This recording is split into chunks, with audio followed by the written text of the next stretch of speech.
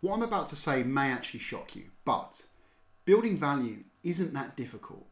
Getting a customer to understand that they've got a problem and that your product can solve that problem isn't that hard at all. The difficulty comes when trying to get a customer to navigate a buying process. What do I mean by the term buying process? Well, these are the activities, the tasks, and the stakeholders that need to be aligned for someone to purchase your product. Be that a technical evaluation, so all the users understand what it does, the workflow, and how it's going to help. There's also a paper evaluation, so the contract, a legal understand the terms of the contract, and then there's lastly a financial evaluation as well. Can we afford the product? Do we see value in the product? Does it demonstrate a clear and tangible return on investment? Also, when you think about it, once you've sold someone the product, this is kind of where you lose control of the opportunity. Everything else falls into the hands of the champion who's selling it internally or the stakeholders involved in the deal. What we're going to talk about today is something called an engagement plan. This is a really handy tool that's going to allow you to take control of the buying process and make sure the right people are doing the right tasks in the right timeline. Let's jump straight into it. This is called an engagement plan. The objective of this is very, very simple. We want to detail and timeline what needs to be done to get this into the organisation for the customer. If you're dealing with a champion, this is particularly valuable because you're helping them buy. And it also helps you expedite or in many ways organise your process to close. Let's talk about the main tasks that are associated with a process to close or an engagement plan. Number one, the business case. We need to make sure that there's an understanding that a business case exists. We've created it, it's been reviewed by the right people and it's been approved. This product can solve our problem. We have a business case for this in our organisation. Number two, budget approvals.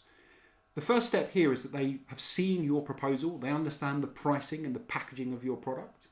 All the relevant and right people have seen it. And number two, this has been approved. They agree that there is budget available for your product at the price point that you've offered it at. This is really important because very quickly it organises the right people to see your proposal and agree that there's budget. Fabulous. Number three is planned implementation. So this is what we need to do to get them using our product. Number one on that is introduce them to the account manager and onboarding team if you have those functions in your organisation. Number two is there's a planned onboarding and those steps are put in place. And then lastly, there's an agreed go live date or an implementation date. This is really powerful because it shows on the engagement plan that there's things that you have to do as well. So all of a sudden this becomes a mutual plan. This isn't the customer going off and doing loads of stuff. This is stuff that we're going to do together.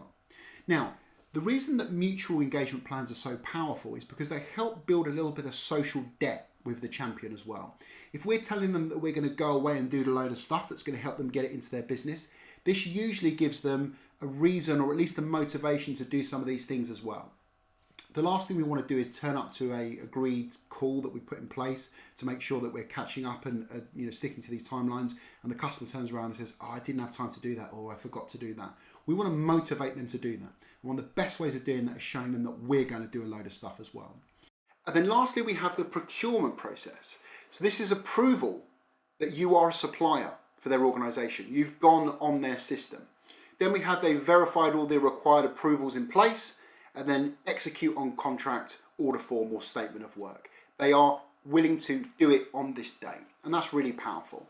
We can also put in there a legal function as well. So we might have in there as one of the tasks, legal has approved the terms and conditions, legal has agreed to the terms and conditions, legal has come back with any red lines, etc. Now, as we move along this row, we'll see that there's some really important stuff. Number one is timescale, and number two is accountability. The timescale is really important. We want the prospect or the champion to tell us that they are going to do it within a certain time frame. This creates accountability. On top of that, it also means that we can start timelining when this stuff needs to be done and the time that we've got to do it. It gives us plenty of time to plan, but also really helps us with forecasting. Because if we know when that go live date is and it's been dated and they've agreed to that date and they're sticking to that date, we can forecast and accurately commit those deals. We then have the accountability.